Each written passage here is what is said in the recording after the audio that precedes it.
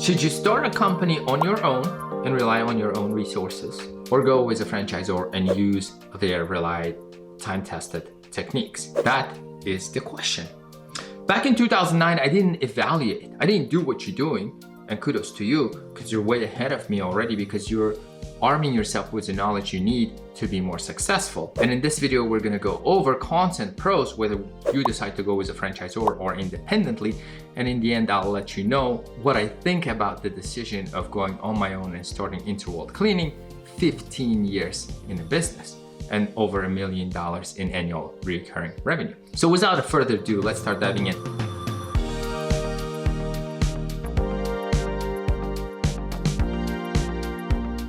Number one advantage with using a franchisor is the ability to use their name and brand, which has already been promoted, people recognize, and that can aid you in closing more jobs, especially when you also go into the commercial arena or procurement arena. Now you can put the history and accounts that this franchisor used in your resume and application to demonstrate better capabilities besides name being recognizable. And people are more tempted to buy from a recognizable name that they've seen and know of as opposed to the new name. So that would be one of your bigger challenges. Number two is training and support. Remember, franchisor had tested the model before.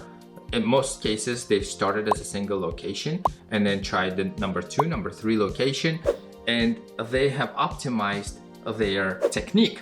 So they offer support, operating agreements, access to their technology and automation, all those things that if you were to start on your own, you are going to be tested and figuring out on your own. Marketing assistant is another one. They normally have a franchising systems and partnerships and advertisement partners, the accounts with freelancers that they set up, and they know how to advertise and market the business. That is one of the main reasons being a part of a franchisor, is because of those leads that in general they're able to generate for you. And this is because of the system that they've and the relationship they've built out. Operational system franchise have well-defined operational procedures and systems in place which can streamline your business.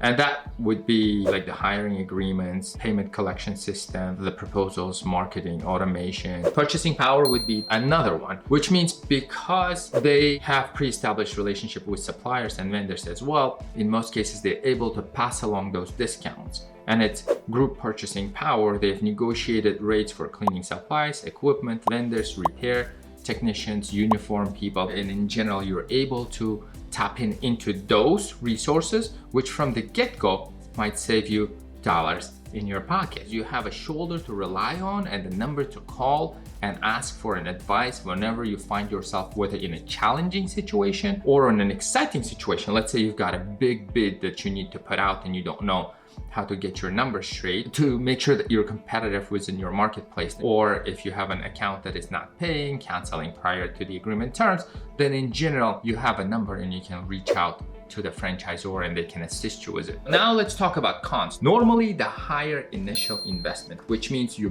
buying a right from them to use their system, to get trained, to use their name, use their operating procedures. In most cases, you're kind of hitting the ground running, but that costs money.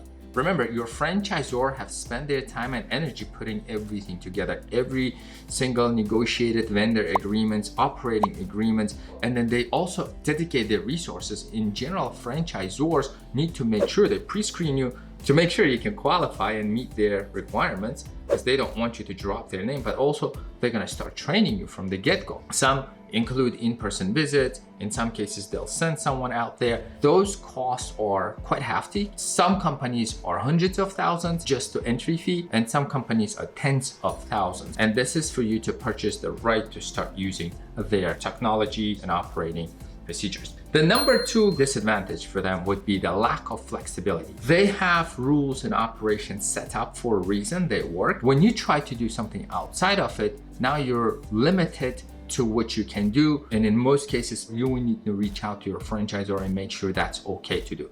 So testing, getting creative, using different approaches, strategies, different techniques, including sales, marketing, or cleaning techniques and procedures, normally a no unless you get an approval from your franchisor. It's going to feel that you have a boss on top of you. After all, isn't the point of running a business on your own is to have the flexibility? But for a comfort and more increased guaranteed results, you're giving away something. You're giving away a part of your freedom and flexibility. Although, a little bit of clarification. Remember, yes, we might have the title of a president, owner, founder, CEO, and etc. And we might think we don't have bosses, but actually, I now have way more bosses 15 years after than when I was working for someone else, because every single customer that I have is my boss. And next con is territory restrictions. In general, they are like beehives, right? The cells. Think about them.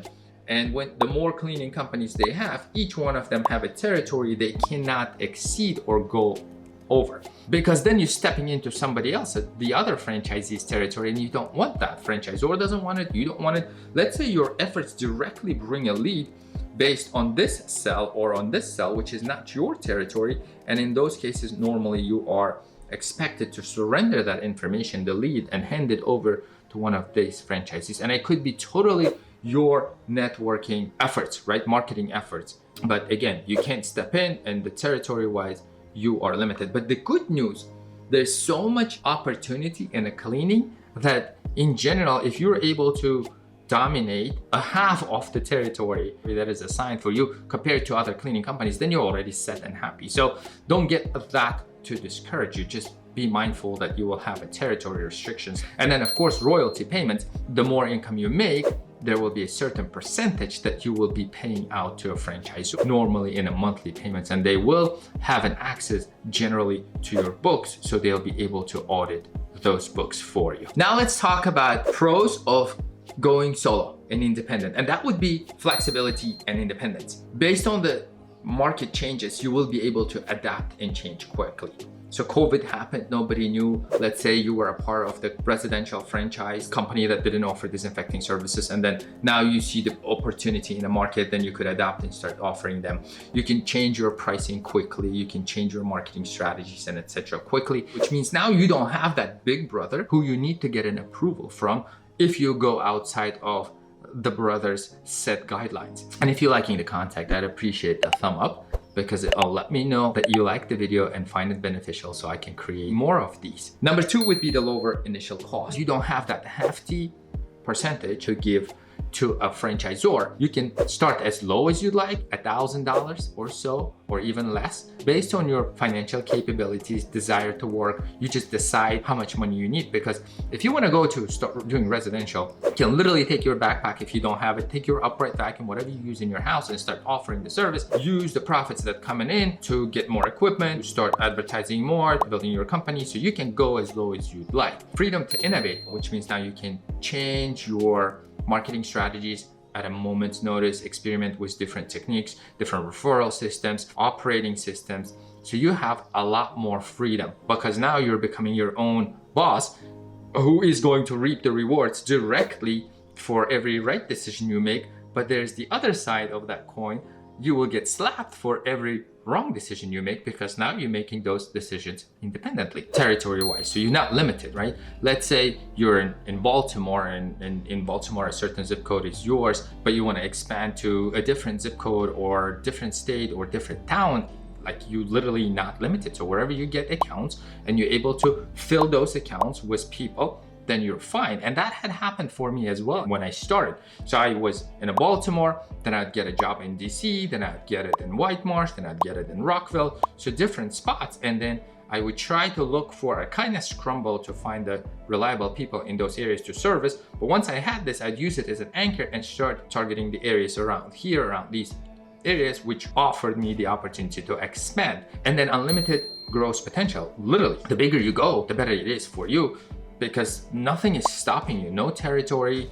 You don't have any franchisor systems that you can resell. You can become yourself a franchisor. Once your system is working, you can open a second location, staff it with your own trusted people, make sure it's working and reciprocating this location. Then now you can patent this and start selling the other locations and package everything in a deal as a franchisor and become a franchisor. There's literally nothing limiting your earning potential. But remember, each side of the coin has a flip side as well, which means you're not limited at the risk you're taking and the downside as well. So now let's start talking about the cons, and that would be building brand recognition. So people don't know you now. And I highly encourage those that are willing to start their cleaning companies, instead of using their last names or first names and cleaning company, name your company something that aligns with your values, that tells customer easily what do you do. If you haven't watched my video, 11 Steps Away to Start Your Cleaning Company, then I encourage you to go and watch it, and I address that in that video. For example, let's say I want to offer residential green cleaning services in Baltimore area. I could call it Baltimore Residential Home Cleaning Services,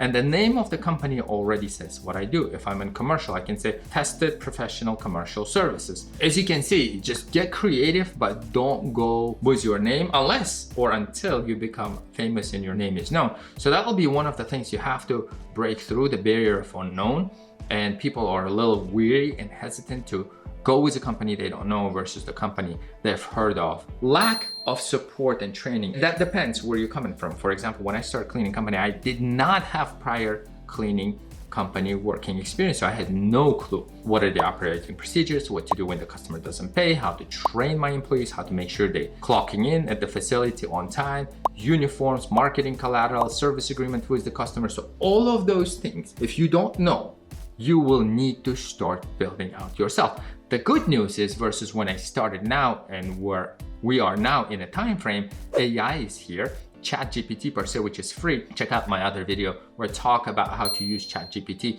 and you can use that for operating agreement, service agreements, or even a cold calling script that you need to generate your leads. The next disadvantage would be a higher marketing and advertising cost. Now, instead of tapping into that bucket of a franchisor, you're going on your own and you're experimenting. You don't know what works. You need to be able to generate those leads, right? Inbound and outbound leads, you need them both. Regardless, whichever you excel, if your funnel is not filled, then your business is not going to thrive. It might not even exist. If you haven't watched my video where I talk about how to generate cleaning leads for your cleaning business, then watch that. If you're going on your own, you're paying for branding, PPC management, SEO, cold calling list, email marketing, whichever funnel or outreach mechanism you decide to use to pull and bring those leads for you, you're responsible for all of these. And then the limited network opportunities, which means franchisors usually facilitate the relationship and networking opportunities with their other franchisees, because we're all the same company and under the same banner and flag. Now we share what worked, what didn't work. Here, you can't do that anymore. You're on your own. There were so many instances when I literally wanted to cry and regret the fact that I started my cleaning company, like literally looking in my depleting bank account and saying to myself, dang it, why did I even start this?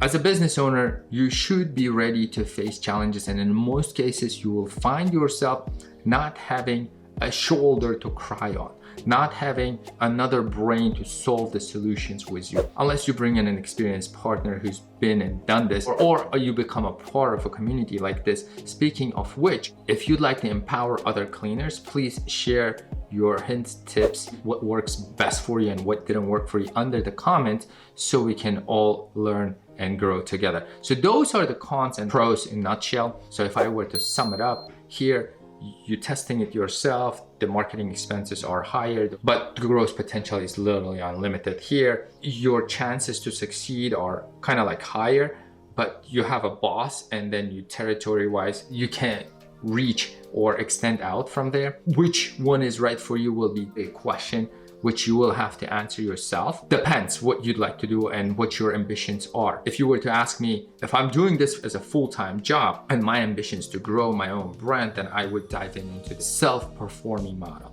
If you want a more secure, lower risk, but lower gain model, which is more tested, then go to the franchising, especially if you want to run it as a second additional source of income. So those should help you to make a decision one or the other way. If I look back in time, there were instances when I wanted to become a part of a franchisee because I literally just was so stressed out and I wanted a shoulder to cry on, get an advice, a financial backing, relationships, and etc. But now that I'm 15 years after and I look back, I could not be more grateful enough that I've decided to go on my own. Yet I understand and realize that not everyone can go through the stress, or should go through the stress on their own, and not everyone's ambitions, goals, priorities are the same, right? If let's say you have a family or someone else you're taking care of, you can't dedicate 24/7 to your company, franchising model might be better. Both can be extremely successful and both can be extremely not successful. I hope this video helps you to answer your questions and put you in a path that you'd like to go. If you have decided to start on your own and you don't know who to hire now and you started your hiring process, then I recommend you go and watch the video where I discuss who I hired, in what order to start growing my company, because the ultimate goal is to get yourself outside of the equation so you have time to spend with family and then your business is running. And for that, you need to know who you're hiring when. Best of luck, keep on crushing, and we'll see you in the next video right here.